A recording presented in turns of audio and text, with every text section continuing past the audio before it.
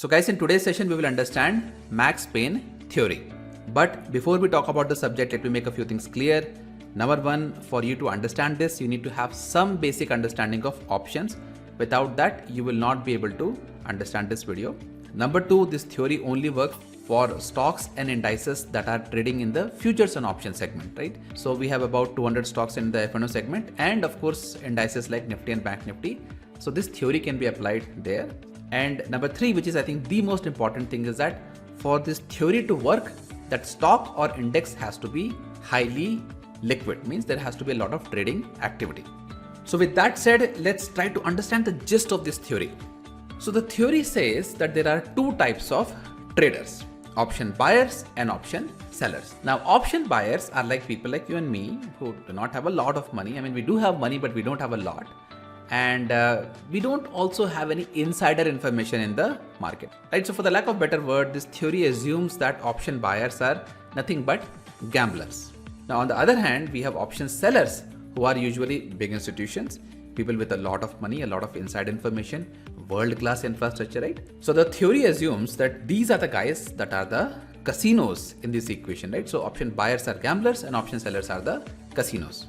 So basically this is a zero-sum game, means one person's gain is another person's loss. And the core philosophy of Max Pain theory is that just like casinos, option sellers will always win in the long run. So based on this philosophy, the Max Pain theory says that any stock or index will gravitate towards the price where the losses to the option buyers are maximum, right? So this is where these option buyers will experience maximum pain. Now I know this is like a mean way of looking at the world to say that option buyers are always losers and option sellers are always winners, but that is the simplistic assumption that this theory has made about the real world. Okay, so now let's talk about where can we find Max Pain related information.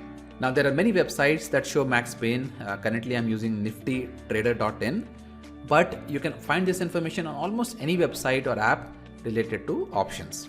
Now when you go to these websites, this is how Max Pain is usually represented. Now the calculation behind this chart is done a little differently by each website, but that is not very important.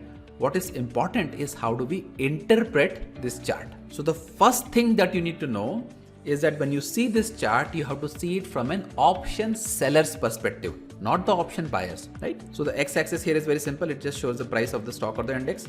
So in this example, we are using Nifty. So the x-axis shows the different price points of Nifty. Now the y-axis shows the loss that the option sellers will incur. Now you will also notice that there are two colors that are used here, red and blue. So let's start with red first. So these red bars right here, they show the loss to put option sellers if Nifty went down, right? So currently Nifty at, let's say 16,300 thereabouts. So if Nifty starts to fall, the market starts to fall, then you will see that the put option sellers will incur more and more loss. And in the same way, the blue bars represent the loss to the call option sellers if the market went up. So let's say if Nifty went to 17,000 or 18,000 or 19,000, this is how much loss the call option sellers will have to incur. Alright, so based on this information, Max Pain theory says that where is the price point where the loss to the put option sellers and the call option sellers combined will be the least, right? So the price at which the total maximum loss to option sellers is the least will be the price at which the option buyers will experience maximum loss or maximum pain. And based on that, the theory predicts that the expiry will happen somewhere close to that price. So that is basically the logic behind this Max Pain theory, guys. But I just want to say a few things, guys. Number one, Max Pain theory is not a magic formula.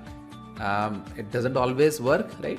Second thing is that it's always backward looking, and any big event in the market can substantially change the way the graph looks at any point of time, right? So you just have to be aware of that. And thirdly, just like any technical indicator, it should be paired with other factors to make your trading related decisions. Anyway, we will discuss many of these aspects in the future videos.